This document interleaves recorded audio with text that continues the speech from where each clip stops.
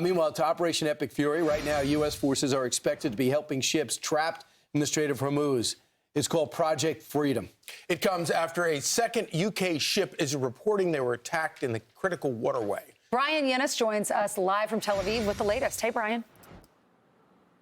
Hey, good morning. Well, Project Freedom launched this morning. The president calls it a humanitarian effort to safely guide some 800 cargo ships and tankers and their 20,000 crew members safely out of the Strait of Hormuz. The president says these stranded ships are running out of food and supplies and are merely neutral bystanders in this whole thing. In a very lengthy Truth Social post, President Trump went on to say, for the good of Iran, the Middle East, and the United States, we've told these countries that we will guide their ships safely out of these restricted waterways so that they can freely and ably get on with their business. The ship movement is merely meant to free up people, companies, and countries that have done absolutely nothing wrong. They are victims of circumstance. This is a humanitarian gesture on behalf of the U.S., Middle Eastern countries, but in particular, the country of Iran.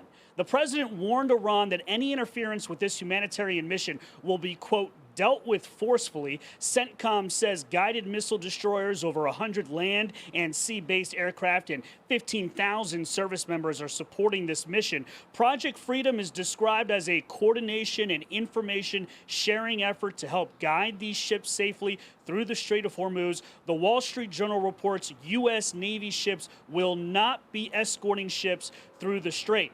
The head of Iran's parliament's National Security and Foreign Policy Committee is, quote, warning any American interference in the new maritime regime of the Strait of Hormuz will be considered a violation of the ceasefire. The Strait of Hormuz and the Persian Gulf would not be managed by Trump's delusional posts. No one would believe blame game scenarios. The UK military says the U.S. has now established an enhanced security area for ships via Oman's territorial waters south of where traffic usually transits in the Strait of Hormuz. The UK warns that the security level, though, remains critical in the strait. Yesterday, an oil tanker was attacked, hit by unknown projectiles north of the UAE. And just before that, a cargo ship was attacked by multiple small boats near the coast of Iran. All crews are safe. Meanwhile, in a sign diplomatic negotiations may be heading in the right direction with Iran, the U.S. returned a seized Iranian container ship, the Tuska, back to Iran. Its 22 crew members are in Pakistan. They're being flown to Iran today. Pakistan, which has been mediating the negotiations between the U.S. and Iran, calls this a confidence-building measure amid these negotiations. And perhaps in another good sign, guys, President Trump last night at the White House was asked by reporters and shouted questions, how are negotiations going? He had two words, quote, very well. Guys? All right, Bryan Llenas, we'll see what that means today. Because Iran wants to just play it out. But the question is, they came back with 2 offers in 3 days. So how much strain are they actually under? Because evidently, according to Scott Besson and more other people, they're about a day or two from totally reaching capacity with nowhere to put any of their oil, which means they have to cap their wells, which means those wells will never have the same capacity again. So if they're feeling that, that means the revenues diminish. That means they don't pay their soldiers, they don't pay their paramilitary, and then the IRGC is next. Then you combine that with the clampdown on cryptocurrency that Scott Besson's leading, and the fact that a lot of these funds are being frozen by the Gulf states where the IRGC was eliciting making money. That could be that type of pressure, economic fury, that could bring them to their knees.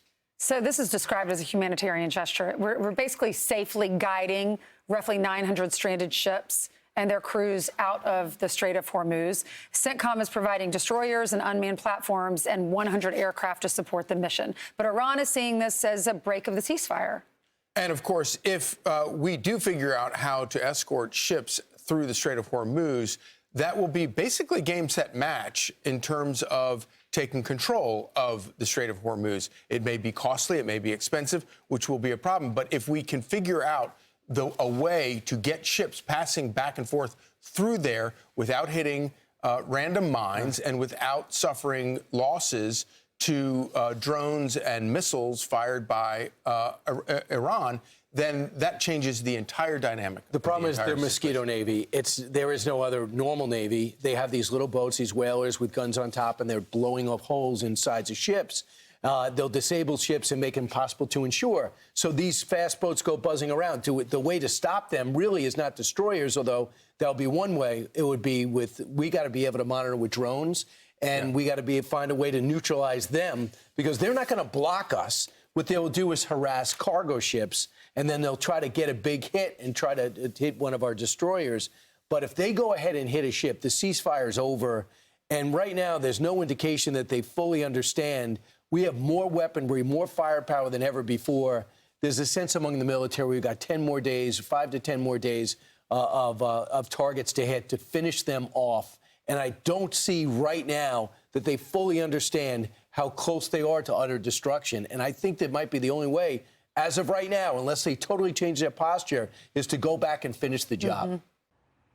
Be sure to like and subscribe for all the Fox News latest on YouTube, and catch full shows streaming now on Fox One.